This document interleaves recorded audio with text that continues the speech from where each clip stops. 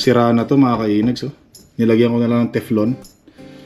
Kasi ano to yung pag hinihila siguro madalas hilahin, madalas gamitin for 5 taon at kalahati na. Para nagkaroon na ng leak dito. So nilagyan ko na lang siya ng Teflon para yan kung napapansin nyo, kung nakikita nyo. No? Para hindi siya kasi sumusumpit yan eh. Tapos inangat ko, inilabas ko para kasi yung tubig pag sumusumpit bumabagsak doon sa ilalim. Winter, spring, summer, or fall. Tuloy ang buhay sa Canada. Sa ilalim ng ano natin dito. Bahang baha. Eh, pakinabangan din natin to ng 5 taon at kalahati. Yan. So bala kong pumunta ngayon sa Home Depot, tingin-tingin lang. Baka meron tayong matsambahang murang ganito.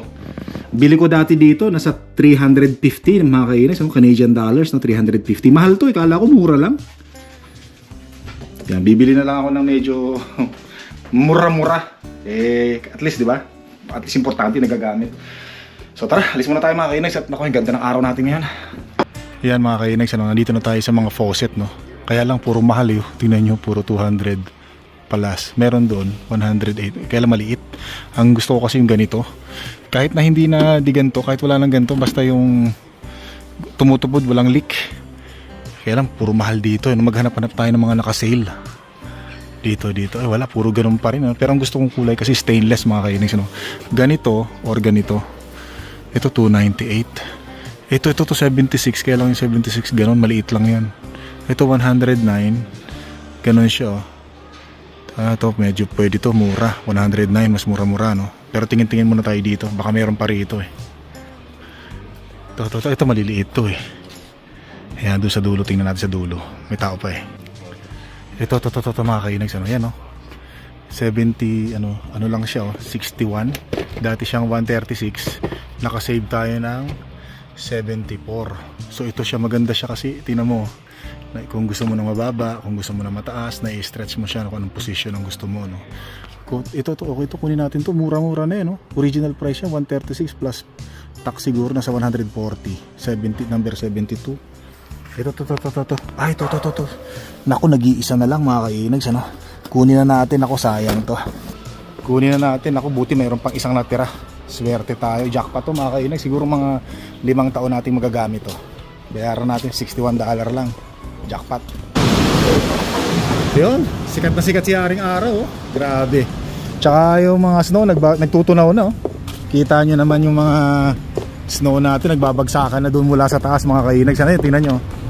Bumagsak na doon sa may sasakyan oh. Buti hindi tinamaan yung sasakyan ano. Ayan, ganda tingnan no. Ang saya-saya, marami. Halos lahat kami masaya na mga kainags ano.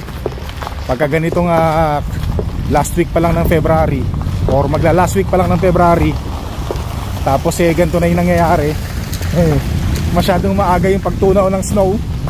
Abay, napakasaya namin yan. Kita nyo naman mga kainags, di ba? Ay nako po, salamat po Panginoon. Nakasurvive na naman tayo ng isang winter. Pero mag-i-snow pa to mga kainags, mag-i-snow pa. Hindi porke nagtunaw na yan eh. Ano pa lang naman eh, February pa lang naman eh no? March, meron pa rin yan, mga pasundot-sundot na snow. Although March, spring na yan. O kita nyo di ba? Nakakatuwa lang ano. Nako. At saka yung mga tinitinda dito sa mga Home Depot tsaka sa mga Canadian Tire, pang ano na, pang spring, pang summer na. Nakikita ko na nilalabas na nila yung mga grill, mga pang barbecue, yan. Mga pang garden, yan. Nandiyan na, nakalagay na, naka-display na. Nakakatuwa.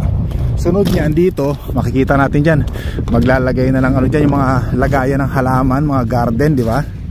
Para ano, para ibenta sa darating na spring. Bili na tayo, no? Ayos na to.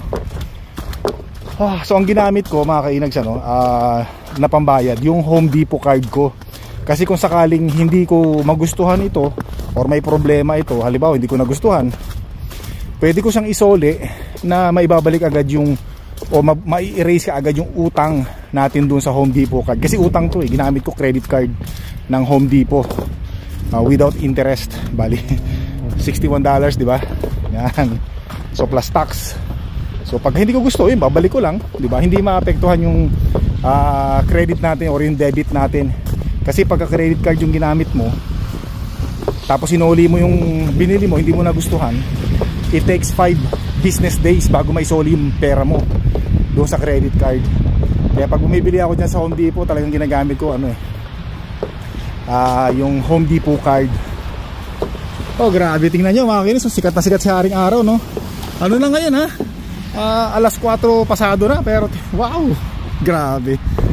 Dati ganitong alas 4 madilim na, di ba? Way back in December ganyan, dilim na. Mga second week ng January, alas 4 madilim na no? Ngayon tingnan natin ayan di ba? 4:30 ng hapon na Wow, grabe. Silaw, suotin ko muna yung salamin ko. Silaw ako. Yung eyeglasses, sunglass. Tahan nyo naman Naka, basang basa.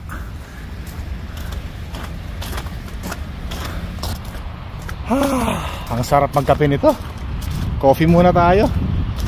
Dito tayo sa sasakyan natin at napagod ako sa paglalakad kanina pa mga kainags Sarap kasi maglakad Ang sarap mamasyal gawa nga ng hindi malamig. Tapos ang daming tao dito sa labas ngayon, grabe.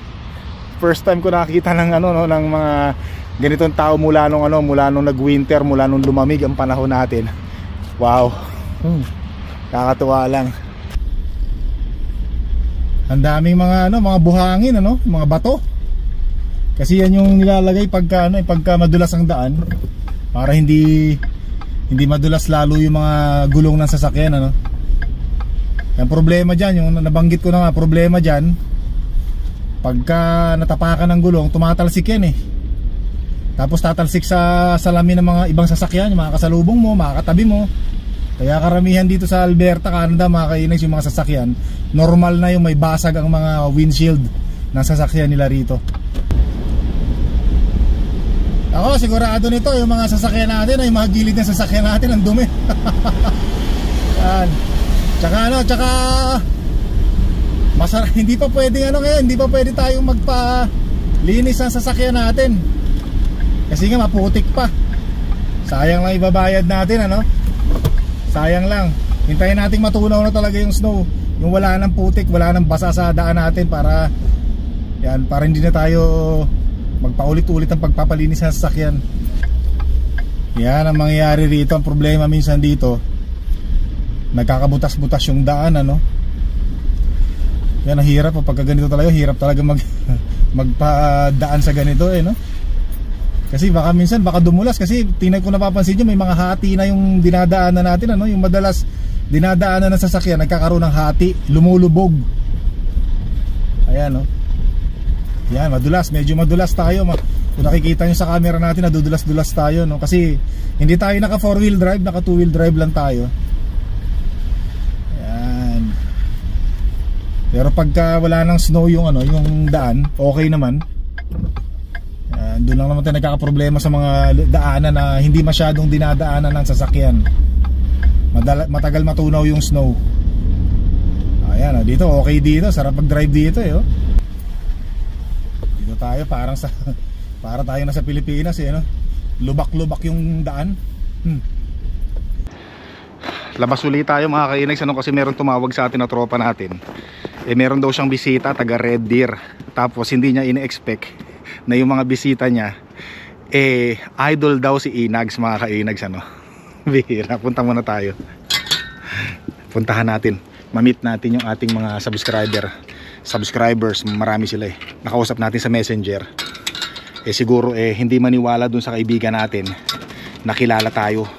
Kaya ang ginawa, tumawag sa atin at pinakausap sa atin sa Messenger, mga kainags Puntahan natin para naman sulit yung pagpunta nila dito sa Edmonton, di ba? Mula sa Red Deer. Tsaka para maging masaya na rin yung ating mga subscribers na makikita nila si Inags. Hindi nila alam, wala silang kamalay-malay na si Inags na iniidolo daw nila ay napakagwapo sa personal. O di ba pustaan tayo mga kainags Akala nyo nagyayabang ako Pustaan tayo mga kainags. Pag nakita nila ako, ang sasabihin nila ay ang gwapo pala ni Inags. Pustaan tayo mga kainags Kasi sa dami ng mga subscribers na nakita natin, ng mga viewers na na-meet up natin, isa lang ang sinasabi nila, ay ang gwapo pala ni Inags, ay ang lakas pala ng dating ni Inags, ay ang tangkad pala ni Inags. O diba? Ay syempre, pustaan tayo mga kainags. Maniwala kayo sa akin Mamaya ba Magbablog tayo, maririnig nyo na naman yun. At sigurado doon sa mga hindi naniniwala na napakaganda kong lalaki, sigurado maniniwala na kayo sa dami nang nagsabi sa akin ng ganyan, di ba? At saka syempre sa dami na nagsabi sa akin ng napakaganda kong lalaki, mas marami yung nagsabing napakayabang ko. Excuse me, wow! Tara, let's go bago dumilim. Uwi na rin kasi yun sandali lang daw sila dito, kaya sulitin natin, diba? Akalain mo nga naman, hindi nila akalain mamimit nila si Inags. Pero punta muna tayo, baka mamaya maligaw na naman ako. Buti na naman ako ng dilim dito, pambihira naman. Alam nyo naman, mahina ako sa daan Tara, let's go. Yan, dito na tayo mga ka-Inags, ano? Babalan tayo sandali, bisitahin lang natin yung ating mga subscribers dito. Yan, para na matuwa sila. Pustahan tayo mga ka-Inags, sasabihin talaga nila napakagwapo talaga ni Inags, napakagandang lalaki. Dali lang Parang nahiya ako sa sinasabi ko Bihira. Yan, dito tayo. Ito yung sasakyan ng kaibigan natin no? Naku, sigurado niyan. Nakikita na lang nila ako sa bintana, sabi nila ang gwapo ni Inags. Yun. Andito na ang gwapo, napakalakas ng appeal. Yun, may pera, punong-puno ng yabang yung ambihir. Dito tayo mga ka-Inags, ano? Ayan, so teka muna, parang kilala ko to Ayan Nako mga ka-Inags, ito na sinasabi ko sa inyo, yung mga subscribers natin galing sa Red Deer. Dumayo pa rito, pambihira naman si Sir MJ.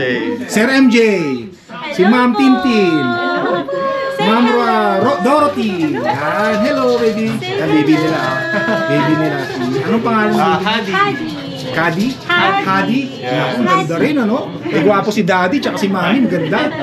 Si Ate Dorothy si Nanay Mami po. Mami, Nida. Yan, shoutout po sa kanila. Kasi syempre may-ari ng bahay. Ayan. Noon, Mrs. Alagarbe.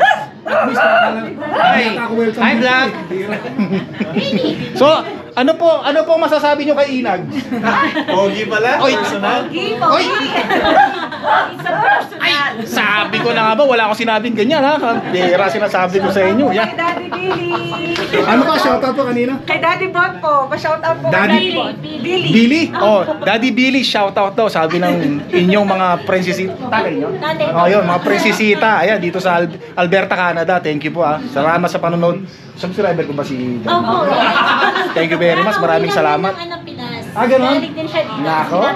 Uy, thank you. Kaya pagbalik nila. Sige. Tatawagan kita. Maraming salamat Thank you very much Dito pala busog na ako maraming pagkain dito Kaya lang hindi na ako makakain gawa nga ng syempre doon pa lang sa papuri hindi ko alam kung binubola ako pero alam ko naman totoo yun no? So magpapaalam muna ako sa kanila, sandali lang Sabi ko sa inyo mga ka-Inags hindi ako nagkamali. Sabi ko naman sa inyo, sila may sabi noon, napakagwapo ko raw. Wala tayong magagawa Yan ang binigay sa atin ng Poong May Kapal. Baka tanungin nyo, bakit ang gwapo mo Inags? Siyempre ang sagot ko dyan, wala lang, binigay lang ni Lord. Gwapo ako Ang bihira. Pero sobrang saya ng mga subscribers natin mga ka-Inags At nakita nila ng personal si Inags. Sobrang saya, napakagandang regalo para sa akin. Na-meet natin sila, na-appreciate nila yung mga vlogs natin. At magandang regalo rin sa kanila dahil na-meet nila tayo. Anyway, para nadagdagan ng yabang ko kumbaga sa kapangyarihan nadagdagan ang aking kapangyarihan. Ang kapangyarihan ng aking kayabangan. Yan. Tara, uwi na tayo mga ka-Inags uwi na tayo. May pupuntahan pa pala tayo. May nakalimutan ako, pambihira Mabuti na lang, blessing in disguise yung pagtawag sa atin ng kaibigan nating si Arlan Aligarbes. Shoutout sa kanya. Dati nung umiinom pa ako, dito kami lagi umiinom sa bahay nila, sa backyard. Pero matagal na nun. Matagal na yun, siguro 2017 pa yun. Puminto ako sa pag-inom 2020. So tara, let's go. Arriba na tayo. Papasalamat tayo sa Panginoon kahit papaano may mga tao tayong napapasaya, may mga subscribers, viewers na talagang kahit na ganito ako pa-epal lang merong mga natutuwa, good vibes. So actually sa dami ng na-meet natin mga subscribers, mga viewers, mga good things na sinasabi nila sa akin na sobrang saya nila pag napapanood nila tayo, especially pag nakita nila tayo ng personal. Ako po yung mas masaya, sa totoo lang. Ako po yung mas masaya kasi syempre, 'di ba? Dahil araw-araw kasama ako, parte ako ng buhay ninyo.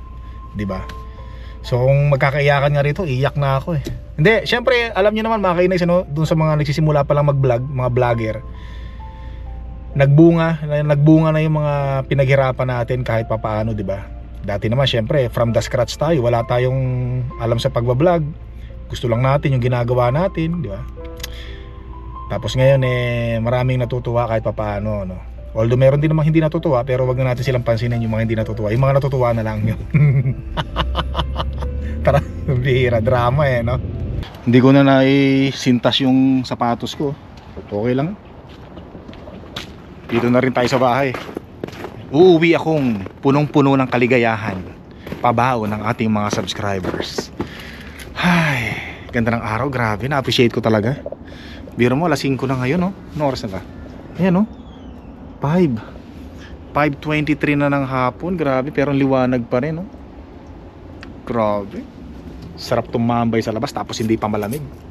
Hindi rin mahangin. Alam niyo naman kung sino lang yung mahangin. Parang corny na. Parang sumusobra ka ng inags, ah. Umayos ka. Hello, Saya. How are you? Hello, Mahal Reyna. Kumusta? Yan. Akala ko bumili ka ng pagkain kanina, hindi ka na nagtira. Saan? Bumili ka ng pagkain kanina? May kumain eh.